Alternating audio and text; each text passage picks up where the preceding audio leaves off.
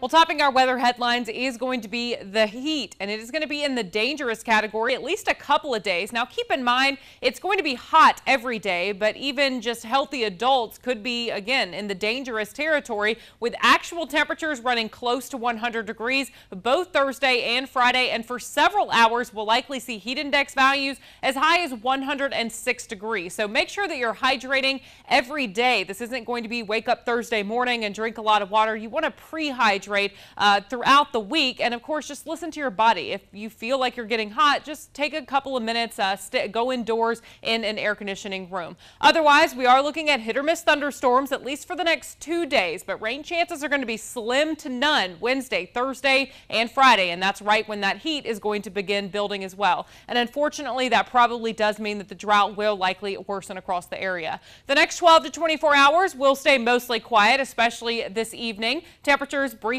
dropping down into the lower 70s, but it's going to be a quick warm up tomorrow under a mostly sunny sky. Your planner for tomorrow, 10 a.m. puts us at 85 degrees. At the lunch hour, we'll already be around 90, and then highs tomorrow will be peaking in the mid 90s, which is just a couple of degrees hotter than today. So it's going to be a gradual process getting us up to the upper 90s to close to 100 degrees. But again, we don't get a whole lot of relief even in the evening. 7 o'clock tomorrow evening, we are still at 90 degrees. Very quiet conditions out there right now. Any showers that we had around up into about an hour ago actually have since come to an end, and it'll stay that way during the overnight hours. But same as what we had for today, we'll start off with quiet conditions, maybe a few areas of some fog, but mainly for those areas that receive some rainfall today. But then we get into the peak heating of the afternoon around the lunch hour, and some isolated showers and thunderstorms develop. They'll be small in nature, very much like today, but that being said, even though most locations will be dry, you could still have frequent lightning with these thunderstorms, which is nothing to take lightly,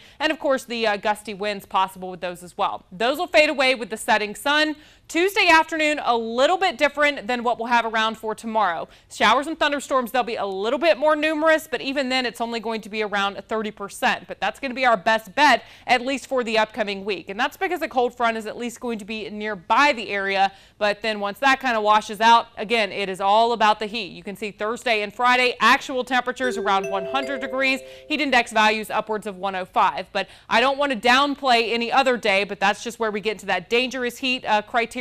But again, heat index values are going to be around the triple digits pretty much each afternoon. 103 possible for tomorrow afternoon. It'll be very similar on Tuesday around the 101, 102 area, and then it starts to get a little bit hotter on Wednesday, upwards of 101, 104, and then we get into Thursday and Friday. When actual temperatures get close to 100 degrees, we could see heat index values soaring to 106, and yes, that did say 109. I think that's a little bit too hot, but can't completely rule that out, and that'll continue into Friday as well. But then by the weekend, that does break down a little bit. The temperatures will start to taper off with a little bit more cloud cover and those isolated showers around. And in case you were wondering, it is 66 days away from fall. I know when I see 99 on the 7-day forecast, I am starting that countdown. September 22nd is when we can officially call it fall. So it may seem like a while away now, but we got to get through our last couple months of summer. I appreciate it, because I'm looking forward to the fall. And tomorrow, 65.